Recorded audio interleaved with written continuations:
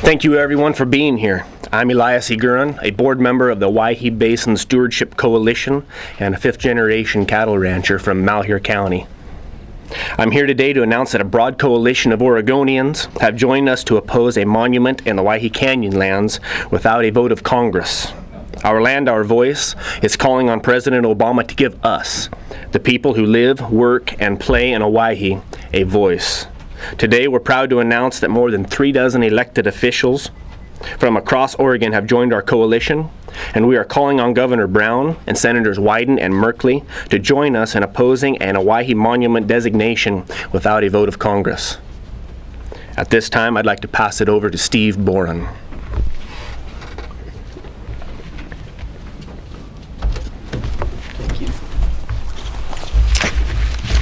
Hello, my name's Steve Boren, and I have been exploring the Owyhee Canyonlands for 30 plus years.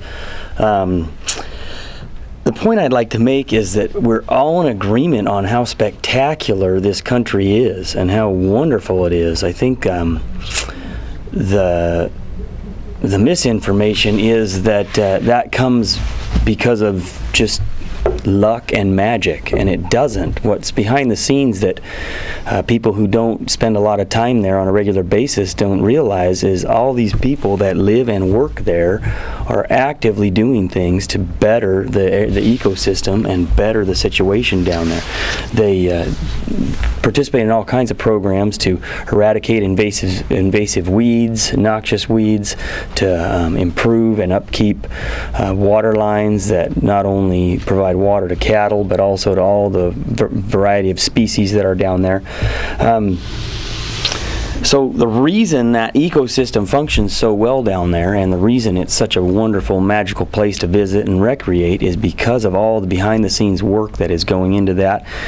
That's a result of the current level of management. My position is that we shouldn't be firing the people who've done such a great job and replacing them with a known entity that we know doesn't do a good job of managing natural resources, but we should be continuing to support these people and collaborating with them, working with them, supporting their efforts to continue to protect this area, keep it as wonderful as it is, and even improve it as they've done for the last 50 years. This needs to be a collaborative effort. It needs to come from all the people of Oregon, not from Washington, D.C. This is not the proper source for this type of action. It needs to happen here in Oregon, especially with the people who work daily there in the country, and I think they would appreciate the input of those in Western Oregon who like to recreate there but don't have a stake in that area. But that's where this decision needs to come from. So I hope you will join us in supporting trying to persuade the Oregon senators and congressmen and the governor of Oregon to see if they can have any sway on President Obama and getting him to understand that this needs to take place here in Oregon, not in Washington, D.C. Thank you. Thank you, Steve. Now we'll have Sherry Beauchart-Davis to the podium.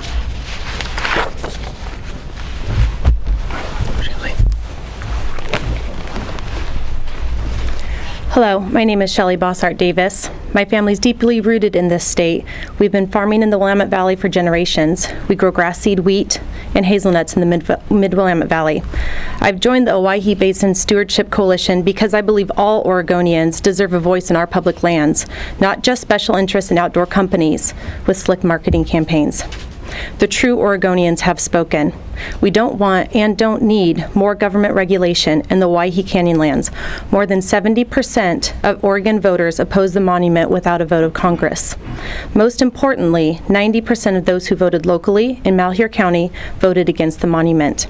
To Governor Brown and Senators Wyden and Merkley, please join us in opposing this monument without a vote of Congress. We need your support.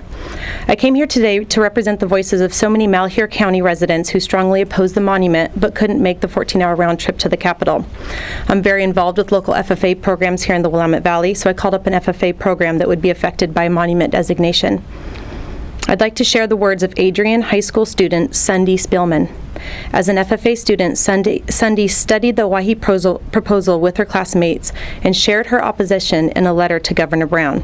She closed with this, and I quote, All I ask is that our opinion on this proposal is highly valued and taken note of. We want to be heard. Please ponder the matter with the residents of Malheur County opinions in mind. Thank you, Sunday. I care deeply about this state, and as a mom and a farmer, I truly hope we listen to all people, not just adults, but those just learning to find their voices, not just those from the west side of the state, but not just Salem and not just Portland, but all of the state. I thank Sunday and her classmates and their FFA program for speaking up, and let's show her that Salem and Washington, D.C. is listening. Thank you. Thank you, Shelley. Speaking from the standpoint of our coalition, we want to keep access open for all Oregonians and all Americans to access this land, just not those who are physically fit or in the physical prime of their life. They have the opportunity to go over this massive landscape of 2.5 million acres. We as the people who live there work in tandem with the management bodies who are there in terms of the BLM and the state agencies who manage these lands to take care of invasive species, noxious weeds. We take our own time and effort in our rural fire protection associations in order to fight fires alongside the BLM on these lands, and we strive every day to make them better. We want to continue to have this opportunity and keep these lands open for all Americans. Please go to ourlandourvoice.com, sign our petition, and urge Governor Brown and Senators Wyden and Merkley to tell Obama no monument without a vote of Congress. Thank you. You have to take any questions? I was interested, what in particular would a monument involve that would hurt grazing or restrict grazing rights? Well, the unique aspects of monuments are that they are done for the preservation of a particular interest, and it is the statement of purpose for that monument that determines what can or cannot be done within that monument area. So it really is up in the air. The proponents of the monument say that it will continue as it is, but history has shown us, both in the Steens Mountains Cooperative and within the Owyhee Initiative right next door, that even if we agree upon how grazing will continue, we will go into litigation on the details and make it impossible for us to continue in business. What would be some of the things that would happen if grazing was prohibited in that region? How would that hurt the area? So, majority of the cattle ranching operations are dependent upon public lands for grazing. If you take away our ability to graze on public lands, then our operations will cease to exist. Malheur County is the 8th largest cattle producing county in the nation. Roughly affecting 25 to 30,000 head of cattle is our best estimate at this time. And not only will that have a direct effect on the families who raise these cattle, but that has a trickle-down effect to the further community, not only within the Idaho side, or the Oregon side, but not only on the Oregon side, but on the Idaho side of the border, who are dependent upon our functioning, viable operations. Thank you. Any further questions? That was 25 to 30,000 head of cattle in the county alone? That would be affected by the monument designation. There are near to 70,000 head of cattle in the county. Okay, thanks. Yes.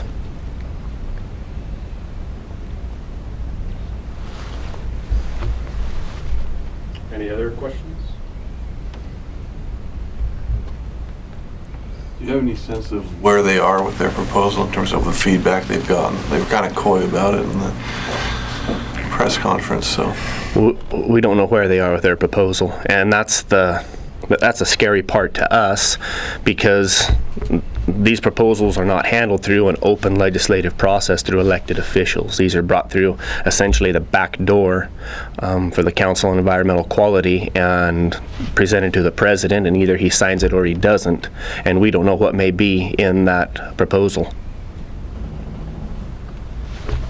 It seems like the Owyhee Canyonlands right now is beautiful, and it's as it is. So that's kind of a testament to how well the local community has managed it. Absolutely. And the proponents and us as opponents of this monument designation all agree that absolutely this land is special and it is beautiful, and we believe that it is a product of our being there and our management that has gone in through the government land agencies who manage the land, and then our actual hands-on utilization of the resources there. And then if our ability to stay there maintains, then this land can get even better. There's opportunity for more growth there. But that will be taken away if this is a monument designation.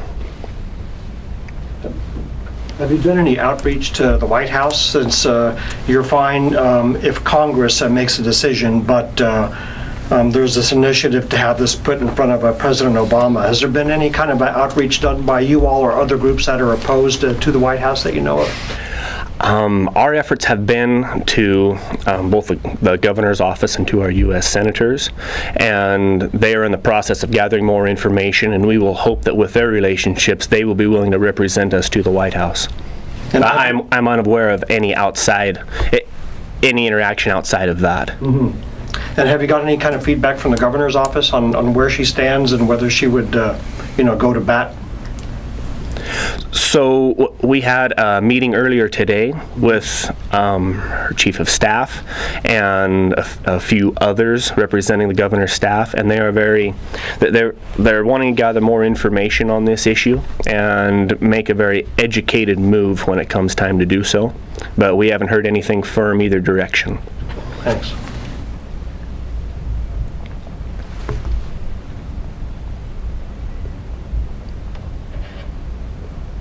Any other questions? All right, we'll be happy to follow up if any other questions come up later. Thanks everyone for your time. Thank you very much.